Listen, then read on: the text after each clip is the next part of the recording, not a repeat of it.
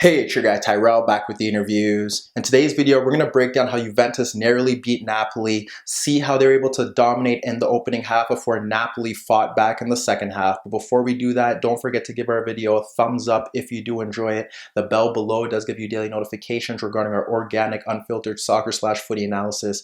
And don't forget to subscribe to our channel. But now, let's get to the starting lineups. We look at Juventus more of a 4-4-2, Ronaldo and Higuain up front, and out in the wider areas, they had Douglas Costa and Matuidi ahead of Pjanic and Khedira and midfield. Then we look to Napoli, also more of a 4-4-2 with Mertens just ahead of Fabian Ruiz. You could arguably say it was a 4-4-1-1 in the wider areas, Callejon and Insigne with Alan. And they also had Zielinski in midfield. So now let's get to the first half and see how Juve were able to dominate Napoli in the opening 45. So when we analyze Juventus against Napoli, we have to look to the opening 45 minutes where Juventus were dominant and possibly should have put the game out of sight. How were they able to do that? Well, first, let's look at how both sides look to approach the game. We look at Napoli 4-4-2. What was key in their approach was the fact that they had Ghoulam extremely high. They had Callejon holding the width.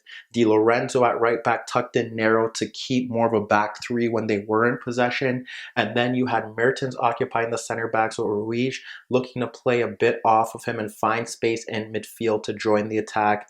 And then you had Zielinski and Alan combating with Khedira and Pjanic. When they looked to press from the front, it was very simple. What happened? You had Ruiz and Mertens leading the front with the center backs. You had the wider players pushing out.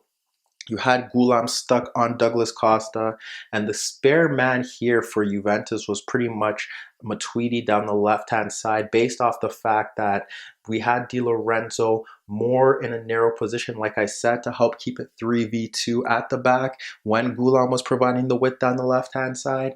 And it also ensured that when Matuidi was in that position there, Di Lorenzo couldn't step to him, so he was free, and he was key based off the fact that there were several ways that he could go about it. He could look to run directly at Di Lorenzo. He could move out to the left-hand side, which would possibly pull Zielinski out of position and allow Pjanic to possibly pick up the ball in between Mertens and in between Ruiz.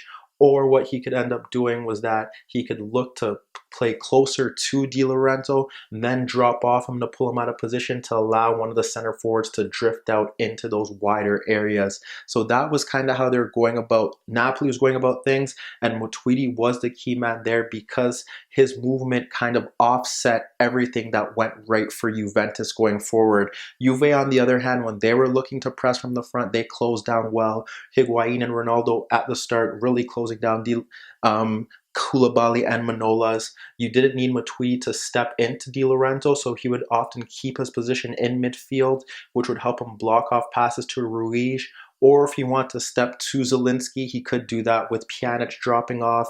Or we also saw him step forward to lead the press when Ronaldo or Higuain were out of position. So he was pivotal there. The midfield battle was intact, and it was similar for Juventus as well. You had Insigne pressed by Di Chilio. You had Alexandro stepping to Callejon, and that's how they kind of went about things. So when we looked at how Juve were able to get their better chances, we looked to Matuidi, like I said, down the left-hand side, and it was well-orchestrated moves that looked like they were practiced on the training ground, and Napoli were simply pulled out of position because they didn't have enough men in midfield.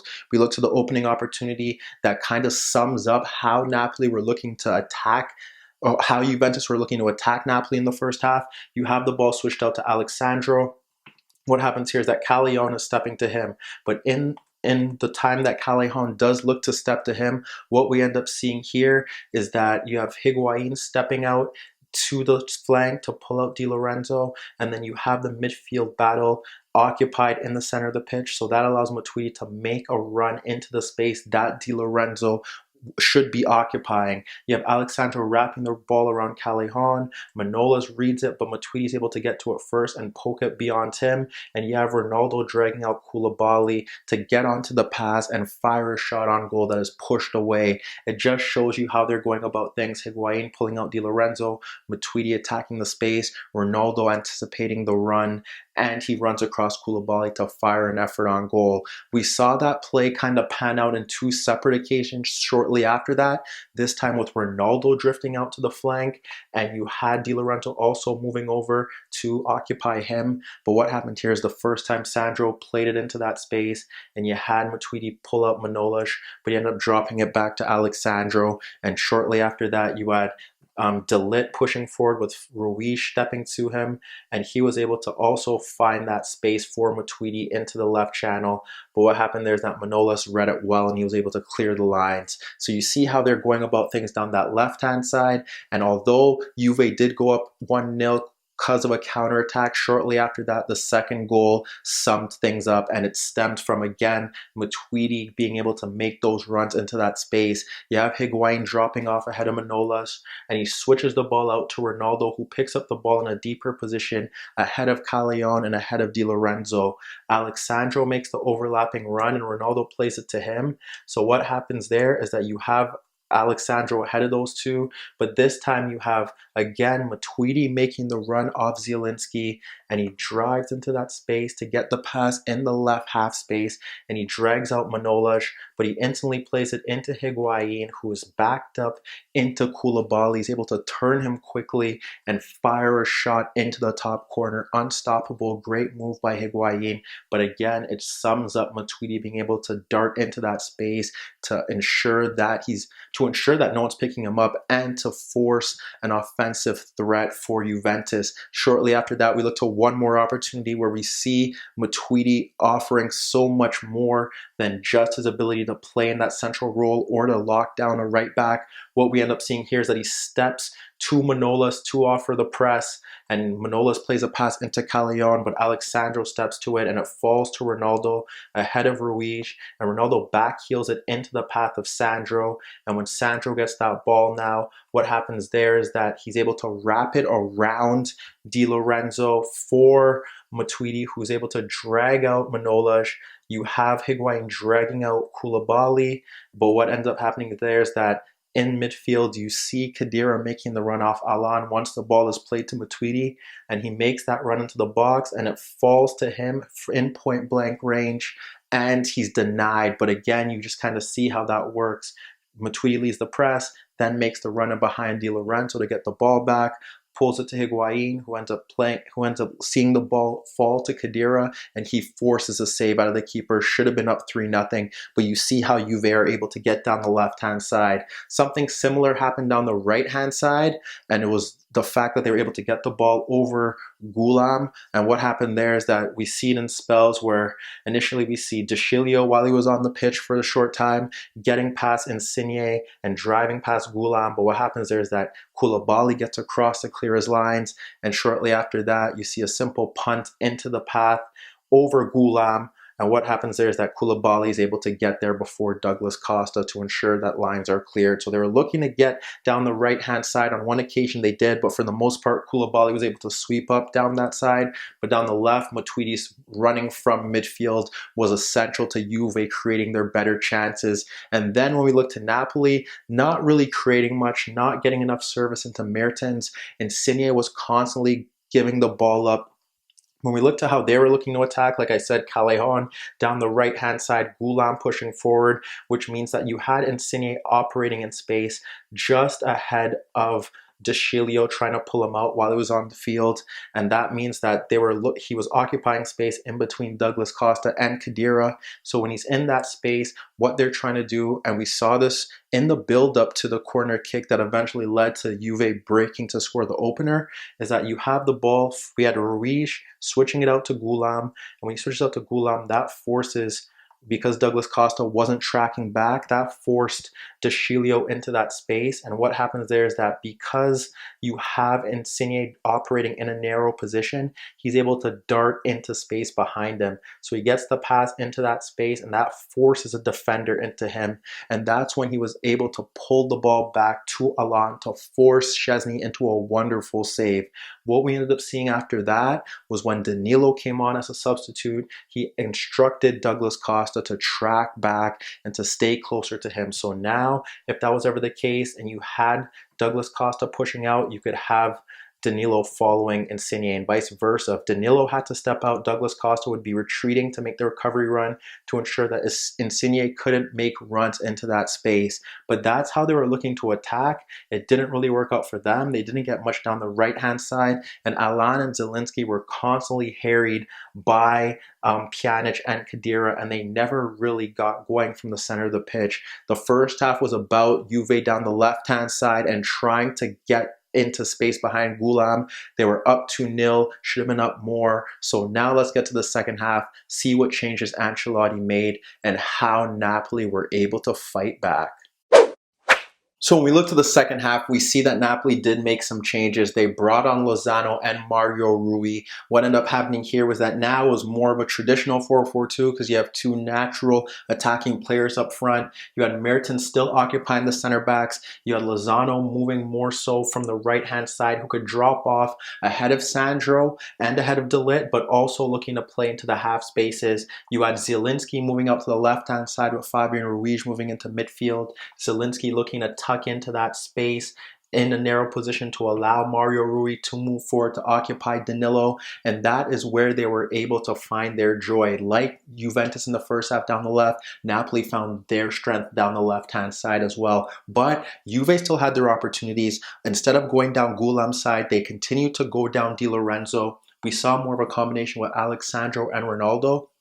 One occasion, like I said, ball played into Ronaldo, drops it off to Alexandro, which occupies Callejon, and Ronaldo just simply runs off Di Lorenzo. Manolas has to come across and take him out. Again, later on in the half, you see a pass in between Callejon and Alan for Ronaldo from Alexandro into Ronaldo, and then we see Alexandro continue his run. Ronaldo plays it back into him, delivers a quality cross into the box. That just misses Higuain, and what happens there is that it's cleared by Mario Rui coming across. So like I said, they're finding joy down that avenue, and it looked like Juve were kind of out of sight despite not starting the half well when they went up 3-0, and that again stems from Matuidi leading the press. You have Manolas playing the ball into Alan. You have again Matuidi stepping into that play. He steps in, presses Manolas. Manolas shifts it out to the left, and Juve do a good job of pressing in this specific moment because you have, again, right back closed down, plays it in forward to his right-sided player, and then you have him closed down as well by Sandro, and then he plays it back to Di Lorenzo, who tries to play it into Alan, but Matuidi stepped and Pjanic intercepts, and then it's just a cycle. Ball shifted out to Alexandro, who drags out Callejon, and then he plays it into Matuidi, played in behind him, who wraps the ball into Douglas Costa, and with Manolas coming across, he's able to play it back to Ronaldo, who fires a shot past the keeper. Great pressing from Juve, but that was something that they missed in that second half, because what we often saw them do was they dropped off a bit deeper and they maintained a narrow 4-4-2. But one of the biggest issues here is that Ronaldo and Higuain stopped pressing from the front. So we had Koulibaly and we had Manolas being able to step forward and play positive passes. You had eventually what would happen is that Alan and you would have Ruiz drop off into deeper positions, and most importantly with Mario Ruiz stepping forward and this narrow 4-4-2, you had Zielinski moving into space on that left-hand side to make the difference. When we look to how Napoli were able to get back into the game, we have to look to Zielinski and his ability to find space between the lines due to the fact that Juve were sitting off and not providing the same press that they offered in the opening 45. On two separate occasions, you have Koulibaly now being able to step forward like he wasn't able to in the first half and finding passes in between Khedira and in between Costa for Zielinski, dropping off ahead of Danilo based off the fact that Mario Rui was stretching him out of the game. The first opportunity, he drives that goal at Bonucci and fires a tame effort on goal. The second opportunity with Danilo pulled out of the game and Mertens occupying Bonucci, you have Zielinski get the ball between the lines, run at goal and locate Mertens making the run off Bonucci into left half space to play it in between Danilo and Bonucci, and you have Mertens running at him and curling an effort on goal that is pushed wide. Even in the build up to their opener, you have Alan stepping forward and playing a pass in between the midfield of Can and Pjanic following Khedira coming off. And you have Zielinski in between Bonucci before he's taken out, which leads to that free kick. You have them get a goal through Manolas towering over De Ligt, and shortly after that, we see more of Zielinski and how he's able to impact the game. Manolas sliding the ball in between the center forwards to Alan dropping off, which drags out Douglas Costa. And what happens there is that now you have Zielinski ahead of Pjanic, and the ball is played into him, and he slides it into Rui, which pulls out Danilo, and that sees Zielinski make the run into that space. Rui instantly drops the ball back to Alan, and he's able to locate a pass in between Pjanic and in between Danilo for Zielinski, who's now able to break down that left-hand side. And with De Ligt switching off and with Bonucci going across, you have Lozano get across Alexandro, as he was already ahead of him, to deliver the cross into the box, and Lozano taps it in.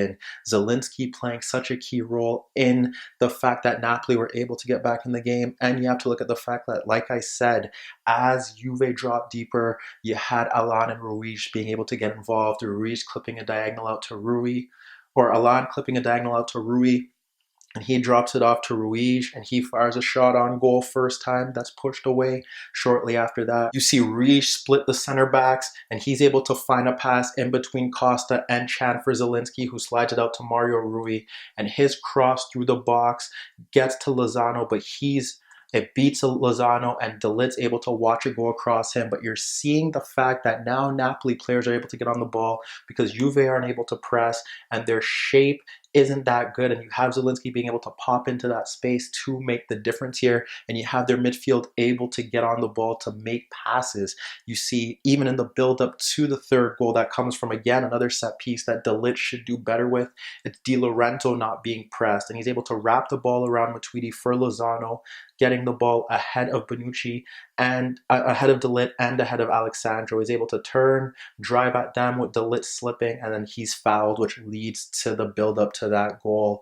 Yes, we do see Juve able to win the game because Koulibaly scored in his own goal, but this was a tale of two halves. When Juve were able to press, they stifled Napoli, and they had Matuidi getting into spaces to make those runs from midfield to make the difference. But in the second half, Ancelotti went to more of a 4-4-2. Juve retreated. They were able to get onto the ball, and Zielinski playing in a higher role allowed him to find pockets of space and make a difference, and that was pivotal to this game. Along with a lot of Juventus mistakes from set pieces, you have to give Zielinski credit, you have to give Ancelotti credit, and you have to question why Juventus's energy levels dropped and why they were struggled to see out the game. But let me know what you guys think. Are Juve going to cruise to another Scudetto? And what about Napoli? Can they contend and push Juve to the final weeks of the season? Meet me in the comments below. Don't forget I upload videos every day, and don't forget to subscribe to my channel. If you like this video, give it a thumbs up. And that was your daily dose of the InnerViews.